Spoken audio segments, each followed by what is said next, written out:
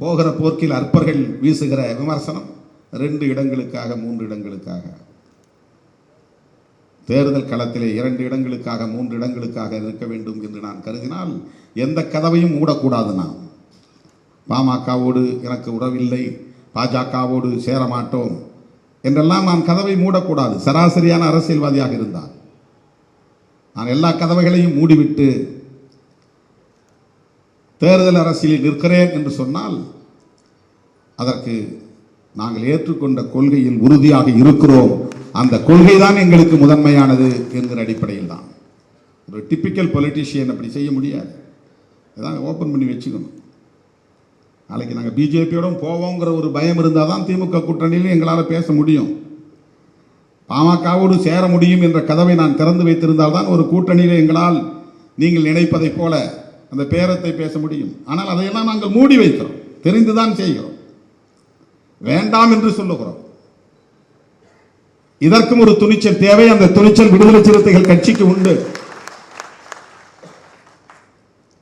இன்றைக்கும் நான் காஞ்சிபுரத்திலே சொன்னேன், அதுவும் நான் சொன்னதல்ல, தமிழர் தலைவர் சொன்னது.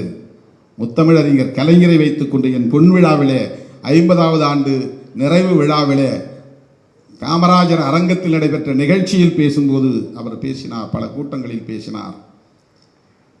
திகாவும் திமுகவும் இரட்டை குழல் துப்பாக்கி, இதுதான் கடந்த கால பழமொழி. இப்போது நான் சொல்லுகிறேன், விசிகா 3வது குழல், அந்த துப்பாக்கியின் 3வது குழல் என்று சொன்னார். இதை சொல்லுவதற்கு நான் பெருமைப்படுகிறேன். ஏன், எப்படி சொல்ல முடியும்? மற்ற கட்சி கூட்டணி கட்சிகள் எவ்வளவோ தொடர்ந்து இயங்கக்கூடிய கூட்டணி கட்சிகளை எப்படி சொல்ல முடியுமா? விடுதலை சிறுத்தைகள் 3வது குழல் என்று சொன்னால் பெரியார் அரசியலை உள்வாங்கி இருக்கக்கூடிய அந்த லெகசி, அதுதான் பொலிட்டிக்கல் லெகசி. தோழர்களே, அப்படிப்பட்ட இந்த இயக்கம் இன்றைக்கு திராவிட முன்னேற்ற கழகத்தோடு இணைந்து பயணிக்கிறது. திராவிட முன்னேற்ற கழகம் முன்னெடுக்கிற முயற்சிகளுக்கு உற்ற துணையாக இருக்கிறது. அது முன்னெடுக்கக்கூடிய அடுத்தடுத்த நகர்வுகளுக்கும் துணையாக இருக்க வேண்டும் என்று விரும்புகிறோம். அந்த களத்திலே எங்களை போன்றவர்கள் விடுக்கிற வேண்டுகோள் அங்கொன்றும் இங்கொன்றும் நிறைவேற்றப்படுகிறது என்றால் அதுவே எங்களுக்கு மகிழ்ச்சியை தருகிறது. அப்படித்தான் அண்ணன் பெர்னாண்டஸ் ரத்தினராஜா அவர்களுக்கு நாங்கள் விடுத்த வேண்டுகோள். நான் மட்டும் ரெக்கமெண்ட் பண்ணியிருக்க மாட்டேன், பலரும் ரெக்கமெண்ட் பண்ணியிருப்பாங்க. ஒரு நபர் மட்டும்தான் ஒருத்தருக்கு பரிந்துரைப்பார் அப்படின்னு இல்லை. பெர்னாண்டஸ் ரத்தினராஜா அவர்களை நான் பல ஆண்டுகளாக அறிவேன், மதுரையிலிருந்து அறிவேன். பல பிரச்சனைகளுக்காக அவரோடு நான் பேசியிருக்கிறேன். ஏறத்தாழ 20-25 ஆண்டுகளாக அவருக்கும் எனக்குமான உறவு நீடிக்கிறது.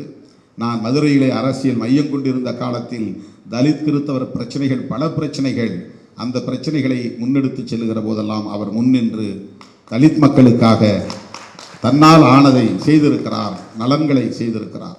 அதன் பிறகு அவர் இந்த இருக்கைக்கு ஜெனரல் செக்ரட்டரி என்கிற ஒரு பொதுச் செயலாளர் பொறுப்புக்கு வந்த பிறகும் அவரோடு இருக்கிற உறவு இன்னும் நல்லிணக்கமாகவே தொடர்கிறது.